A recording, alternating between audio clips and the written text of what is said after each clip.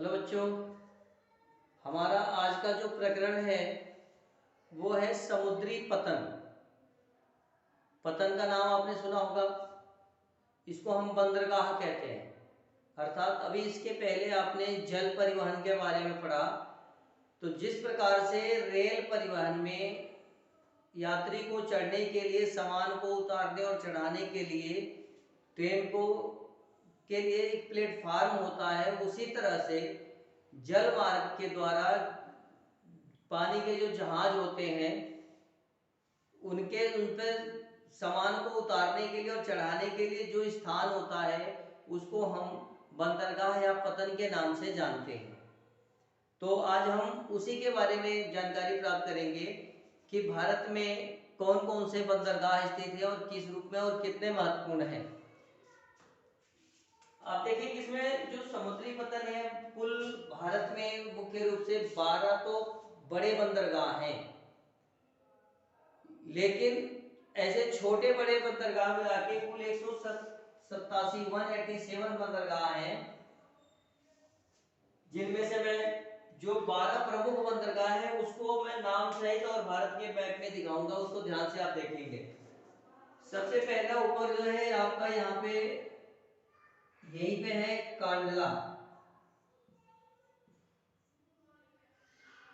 कांडला बंदरगाह है जो एक पूर्ण रूप से ज्वारी पतन है, और इसका जो विकास है सबसे पहले स्वतंत्रता के बाद, भारत जब स्वतंत्र हुआ तो उस स्वतंत्रता के उपरांत सबसे पहले कांडला बंदरगाह का विस्तार किया गया मुंबई के बंदरगाह के भार को कम करने के लिए। तो जो हमारे बंदरगाह है ऊपर जो गुजरात में स्थित है। दूसरा है आपका मुंबई बंदरगाह। यहाँ पे आपका मुंबई बंदरगाह है, और यहीं पे एक बंदरगाह और है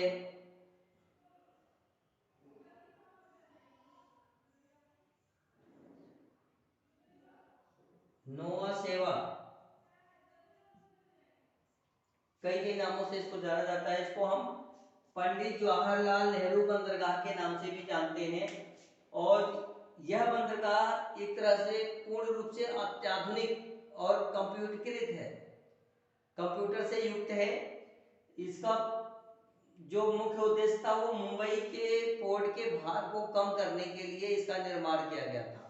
तो इस तरह से आपके जो पश्चिमी क्षेत्र है भारत के, जो पठारी भाग है उसको दो भागों में बांटा गया है। इस वाले भाग को हम कहते हैं जो अरब सागर के क्षेत्र में है, इसको हम कहते हैं पश्चिमी घाट, और जो इस वाले भाग को हम कहते हैं पूर्वी घाट, जो हिंद महासागर के क्षेत्र में है, हिंद महासागर के टच में है। तो पश्चिमी घाट के जो बंदरगाह है, यानी भारत के जो प्रमुख 12 बंदरगाह हैं उसको दो भागों में बांटा जाता है, पश्चिमी घाट के बंदरगाह और पूर्वी घाट के बंदरगाह। तो पश्चिमी घाट के 6 कुल बंदरगाह हैं।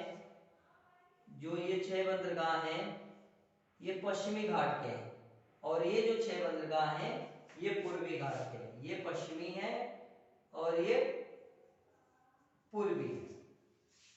तो अभी मैंने 3 के बारे में बताया, कांडला, नोवा सेवा और मुंबई। मुंबई एक प्राकृतिक बंदरगाह है। उसके बाद से आपका आता है मारवा गोवा।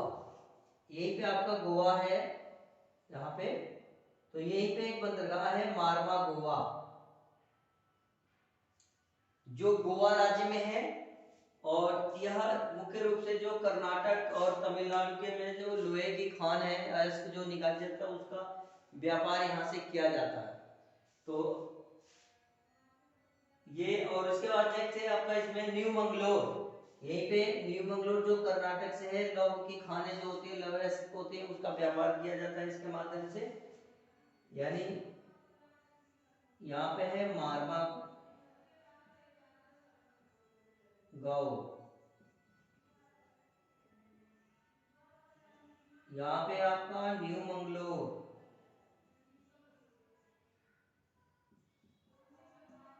और यहाँ है आपका कोची। इस तरह से आपके 6 बंदरगाह भारत के पश्चिमी घाट पर हैं।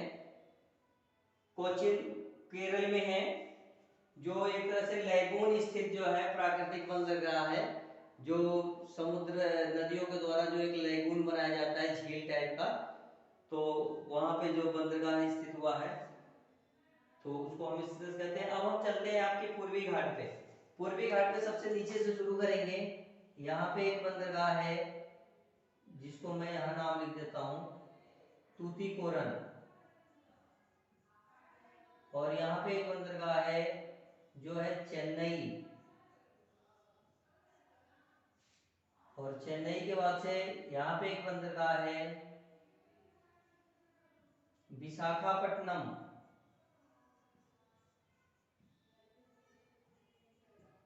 और यहीं पे एक बंदरगाह है जो आपका पारादीप, यहाँ पे है हल्दिया, और यहाँ पे जो है कोलकाता। कुल ये 6 बंदरगाह आपके पूर्वी घाट पे और 6 बंदरगाह पश्चिमी घाट पे। इसमें चेन्नई के भार को कम करने के लिए यहीं पे एक बंदरगाह और बनाया गया है जिसको एन्नौर कहते हैं, और ये भी नौवा सेवा की तरह एक तरह से अत्याधुनिक बंदरगाह है।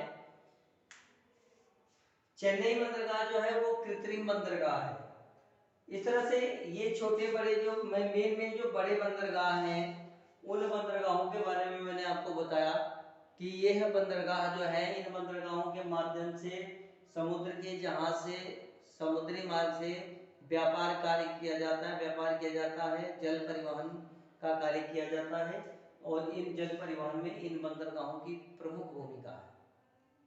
तो इस वीडियो के माध्यम से भारत के मैप में भारत में कौन कौन से बंदरगाह हैं और भारत में उनकी स्थिति क्या है मानचित्र में, मैंने आपको बताया। नेक्स्ट टॉपिक को मैं नेक्स्ट वीडियो के माध्यम से बताऊंगा। आज सिर्फ इतना ही, इसको आप बुक से पढ़ के ठीक तरीके से समझेंगे। धन्यवाद।